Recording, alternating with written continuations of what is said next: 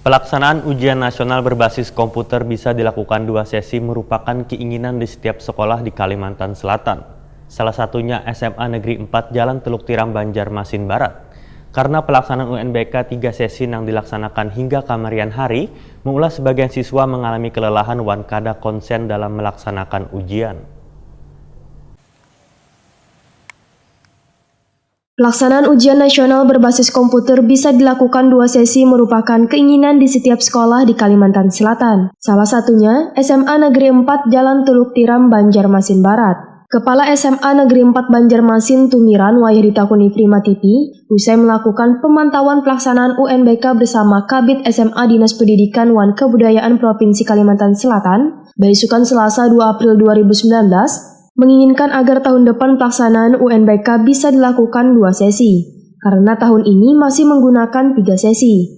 Menurut Tumiran, pelaksanaan UNBK 3 sesi cukup memakan waktuan tenaga, baik guru, pengawas, bahkan bagi siswa sebagai peserta ujian.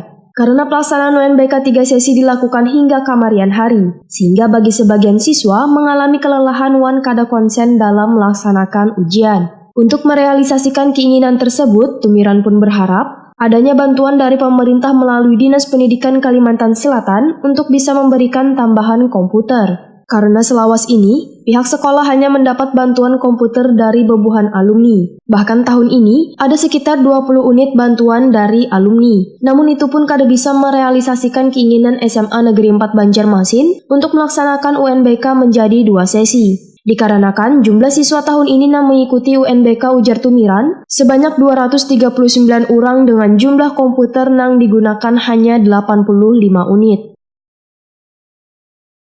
Alhamdulillah tidak ada kendala apapun, semuanya lancar.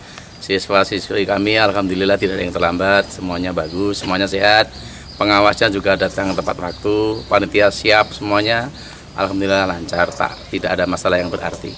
Berapa siswa, Pak? Totalnya 239. Masih 3 sesi Pak tahun ini, Pak? Betul, masih 3 sesi. Ya kami berharap mudah-mudahan selambat-lambatnya tahun depan bisa 2 sesi. Berapa unit sih Pak?